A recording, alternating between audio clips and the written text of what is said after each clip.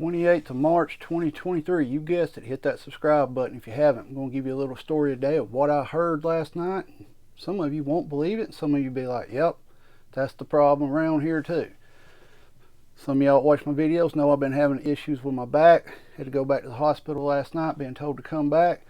Well, they had me in a hall. They were just completely full at this hospital.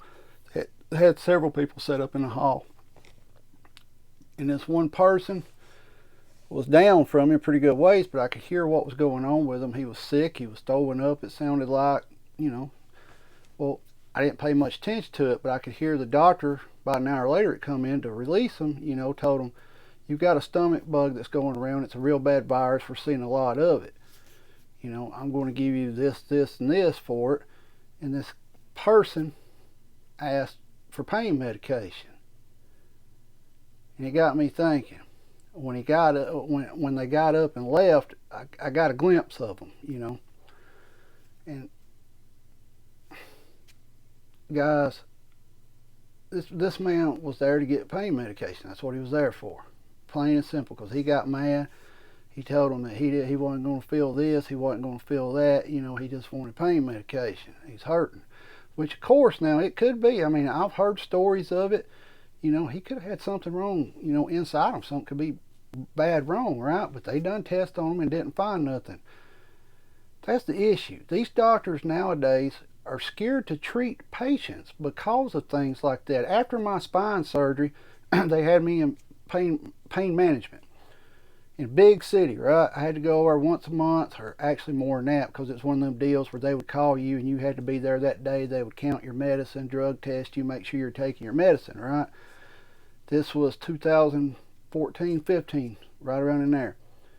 And I would see people get out of their car in the parking lot and walk straight in, but when they got up there to the office, when I would come in, behind them, they're sitting over like they couldn't sit still. They're sitting over, just screaming, not really screaming, but acting like they were in severe pain and all this and that. And then I would go back there. Now, I've had my surgery, right? These people was refusing surgery, refusing tests. They were making me do spinal blocks and everything, right? Well, I would go back there and they would just give you the, they drug test you, then they'd sit there and talk to you, and they'd run you through the whole gamut of things, right? And tell you have to come back X day and get this spinal injection and all this and that. These people would come in and get their medicine. Some of them, when I would leave, I would see them in the parking lot handing their prescription off to people. I'm like, yeah, because you got it filled there. It wasn't where you could go fill it at a drugstore. They would you get it filled at this pain management clinic. And they would walk out, hand them their bottle. You knew what was going on. It was none of my business, right? I'm like, But that become the issue of why doctors are scared to treat pain now. I'm sure it goes on in your area too. Some of you may not know what I'm talking about. After surgery, a spinal fusion surgery, they put me in pain management, all right? It's where they try to manage your pain until you get healed up. It took me about 18 months to get healed up from it. Now, during that 18 months, my medicine gradually backed off, right?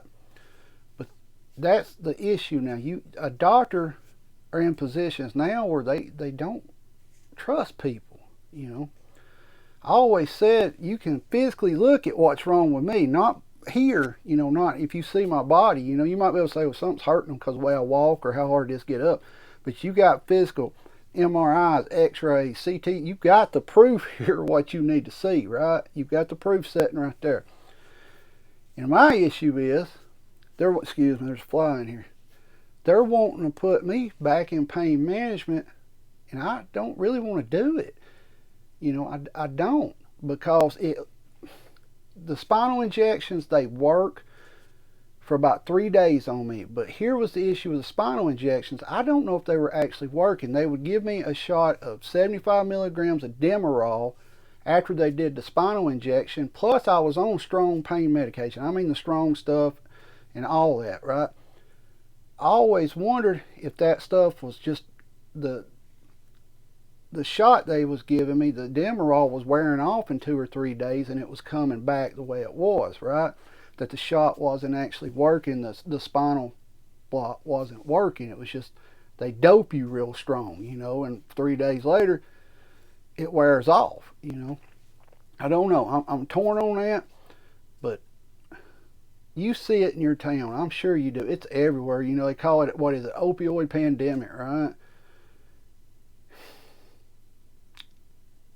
I'm not a person to judge someone else's pain.